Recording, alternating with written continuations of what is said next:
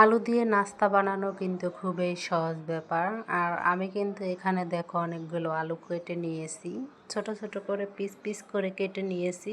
আর হালকা একটু ভাপ দিয়ে নিলাম, যেমন হালকা একটু সেদ্ধ করে নিলাম। এখন আমি আলুগুলোকে শুকনো ঝরা দিয়ে তারপরে পানি ছেঁকে ঝরা দিয়ে এখন আমি এই দেখো আলুগুলোর সাথে বেসন মিশিয়ে নিব। বেসনটা একটু দলা পেকেই আছে, তাই দলাটা ছুটিয়ে নিতেছি। আর দিয়ে দিলাম লবণ, পরিমাণ মতন লবণ দিয়ে দিয়েছি। তারপর দিয়েছি 1 চা চামচ হলো মরিচের গুঁড়া, আর 1 চা চামচ দিয়েছি, হাফ চা চামচ দিয়েছি হলুদের গুঁড়া, হাফ চা চামচ দিয়েছি হলো ধনে গুঁড়া, জিরার গুঁড়া দিয়ে ধনে গুঁড়া দিয়েছি, জিরার গুঁড়ো দেই নেই। আপনারা দিতেও পারেন, নাও দিতে পারেন, এটা অপশনাল। আর এখানে দিয়েছিলাম ডিম।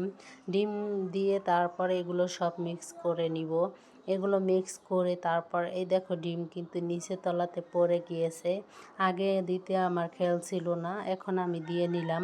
দিয়ে তারপরে কিন্তু ভালোভাবে ম্যারিনেট করে এখন আমি দেখো তেলের মধ্যে ভেজে নিব। আর এটাকে আমাদের মানে ফ্রেঞ্চ ফ্রাই বলে। ফ্রেঞ্চ ফ্রাই দেখা যায় রেস্টুরেন্ট থেকে কিনতে গেলে অনেক টাকাই লাগে, তাই আমরা বাসার মধ্যেই ভেজে তারপরে খাবো, কারণ সব সময় তো আর রেস্টুরেন্ট থেকে খাওয়া যায় না। আর অনেক সময় দেখা যায় আলুর দাম কম থাকে, তাই আলুর দাম কম থাকলে কিন্তু ঘরেও বানিয়ে ফেলতে পারো এরকম মজাদার রেসিপি করতে গেলে কিন্তু অনেক কষ্ট হয়। বাসার মধ্যে একটু কষ্ট হবে বানাতে গেলে, তারপর কিন্তু খেতে কিন্তু মজা। কথায় আছে না, রান্না করতে অনেক দেরি লাগে আর খেতে কিন্তু 1 মিনিটও লাগে না। এই দেখো আমি কিন্তু ছাঁকনিতে তুলে তেলটা ঝরিয়ে তারপরে উঠিয়ে ফেলেছি।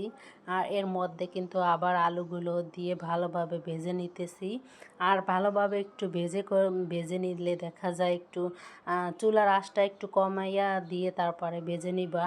কারণ এই দেখো আমি সবগুলো আবার দিয়ে দিয়েছি। দিয়ে তারপরে এই দেখো চুলার আঁচটা একটু, যেটা বললাম, কমিয়ে দিলে কি হয়, মচমচা হয়। তাই মচমচা হওয়ার জন্য একটু কম আঁচে ভেজে নিতে হবে। আর মাঝে মাঝে উল্টাইয়া দিতে হবে, যাতে একটা সাইড হয়ে যায় আর একটা সাইড যেন না হয়ে যায়, এটার জন্য। আর ডিম দেওয়াতে কিন্তু ফেনা উঠছে, দেখো তেলের মধ্যে কিন্তু অনেকটাই ফেনা উঠছে, দেখা যাচ্ছে না। এটা কিন্তু ডিমের কারণে হয়েছে। এই দেখো আমার ফ্রেঞ্চ ফ্রাই রেডি। কেমন হয়েছে ভিডিওটি? আল্লাহ।